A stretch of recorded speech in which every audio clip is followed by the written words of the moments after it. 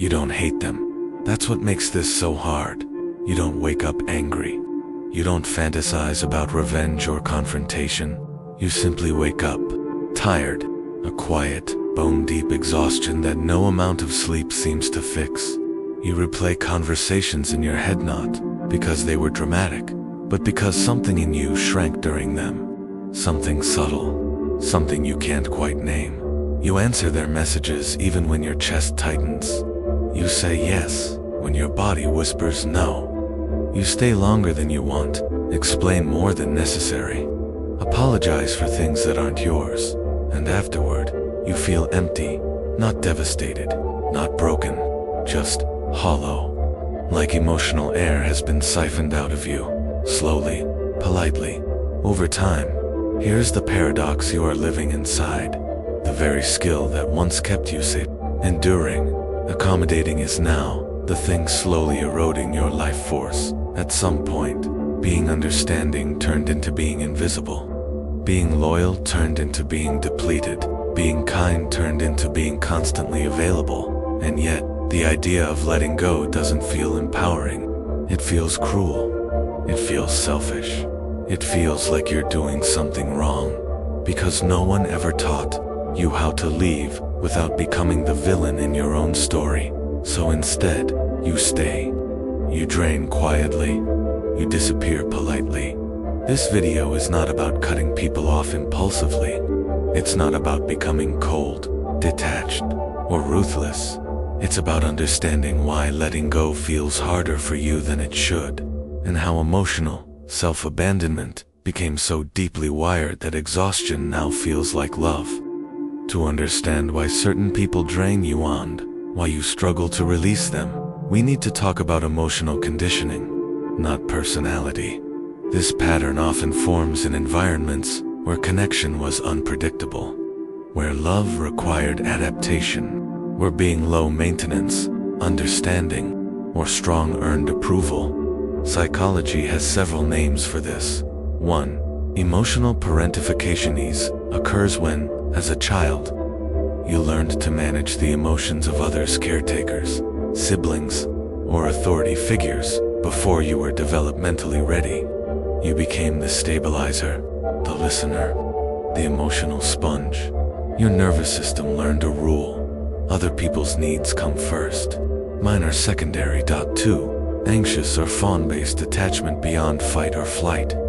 There is fawn, the trauma response of appeasing. You regulate safety by being agreeable, supportive, and non-threatening. Letting go of someone doesn't feel neutral. It feels like danger, like loss of safety, like rejection. 3. Nervous system hypervigilance. Your brain became exquisitely attuned to emotional shiftstone changes, pauses, sighs, withdrawal. This is not intuition. It is survival intelligence. Your default mode network stays active, scanning for relational rupture. Letting go, then, is not a simple decision. It is a neurobiological threat. Imagine carrying a bucket with a slow leak. You keep pouring energy into others, hoping one day it will finally fill you back, but the leak is internal.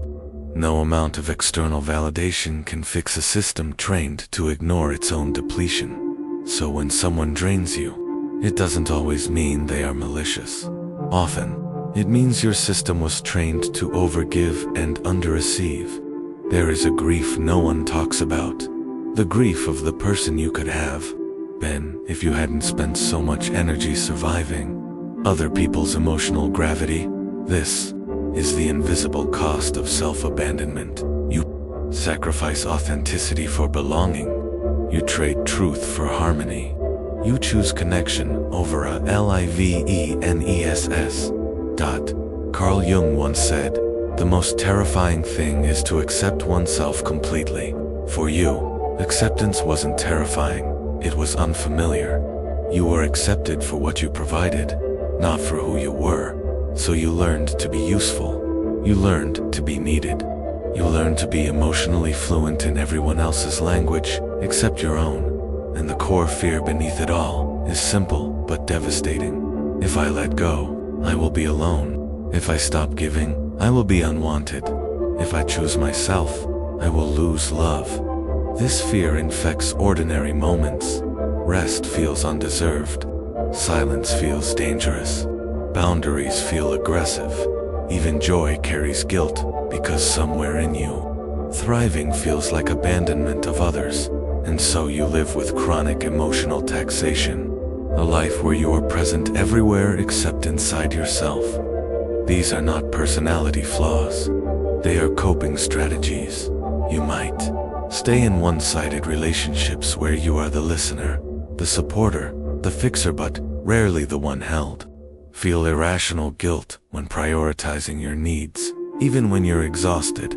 Over-explain your boundaries, hoping to be understood instead of respected. Attract emotionally unavailable or chaotic people who unconsciously recognize your capacity to absorb. Confuse intensity with intimacy, believing that emotional labor equals closeness.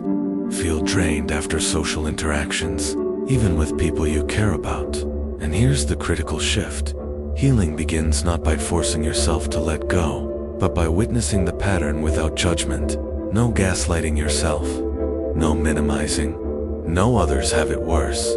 Just noticing this relationship costs me more than it gives. This connection requires me to disappear. This dynamic only works if I abandon myself. That witnessing is the beginning of power. Letting go is not an act of rejection. It is an act of returning. Returning to your body. Returning to your energy. Returning to the part of you that never consented to being drained. Healing often involves inner child reparenting, learning to give yourself the protection, permission, and care you never received. It involves shadow work, integrating the part of you that fears being selfish, cold, or too much. You don't become less kind by choosing yourself. You become more honest, and here is the quiet truth. People who only benefit from your self-abandonment will not celebrate your healing. That is not your failure. That is your confirmation. As philosopher Friedrich Nietzsche wrote, one must still have chaos in oneself to give birth to a dancing star. Letting go is not about becoming harder. It's about becoming whole. You were never meant to be drained, to be loved. You were never meant to disappear to belong. And the goal is not to fix yourself. It is to stop leaving yourself behind. If this resonated, share it with someone who feels guilty for choosing themselves. Subscribe not to escape who you are, but to finally come home to it.